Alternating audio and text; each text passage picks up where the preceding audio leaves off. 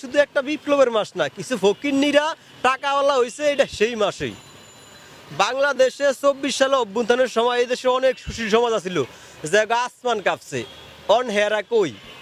গোপালগঞ্জ এমনি হিন্দি ফিল্মের স্টাইলে হেডকোয়ার্টারে বৈশা যে মানুষ মারলো, গোপালগঞ্জে যারা মানুষ এরা কি মানুষ না? এরাও তো মানুষ। গোপালগঞ্জ কি আলাদা একটা রাজ্য? এটা কি গাজা না রাফা? এটা আমরা দখল করতে হবে নতুন করে। তো ওই জায়গায় যে মানুষ মারছেন, এখন ওই জেরাগ 24 সালে আসমান কাঁপছে, এখন কি আসমান কাঁপে না? বুঝছেন, এইলো বিষয়। তবে বাস্তব কথা হয়েছে গিয়া, সরকার এনসিপির প্রোটোকল দিতে যায় কোটি কোটি টাকা খরচ করে, কোনো সমস্যা হয় না। সরকার ইংল্যান্ডে যায় একটা হারমোনি অ্যাওয়ার্ড পাওয়ার জন্য কয়েক কোটি টাকা খরচ করছে বাংলাদেশে, তাও সমস্যা না। যখন একটা বিমান দুর্ঘটনা হয়েছে তখন সরকার আল্লাহর রাস্তায় ভিক্ষা খোঁজে ফেসবুকে, যে আমার ভিক্ষা দেন। জনগণের বেলায় ভিক্ষা খুঁজে, নিজের বেলায় হাজারো কোটি টাকা লস করে এই সরকার ক্ষমতা আইসা তার ব্যাংকের যে ঋণ, খেলাফি ঋণ, এগুলা কাটাইলো।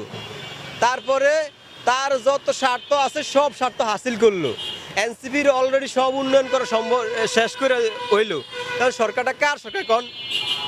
এই ডাক্তার ইউনূস ক্ষমতা আয়া প্রথমে ছাত্রদের একটা লোভ দেখাইছে, লোভ দেখায় তাগর হাতে একটা দল করাইছে, দল করে তাগরে মব স্টাইলে বাইরে রাখছে।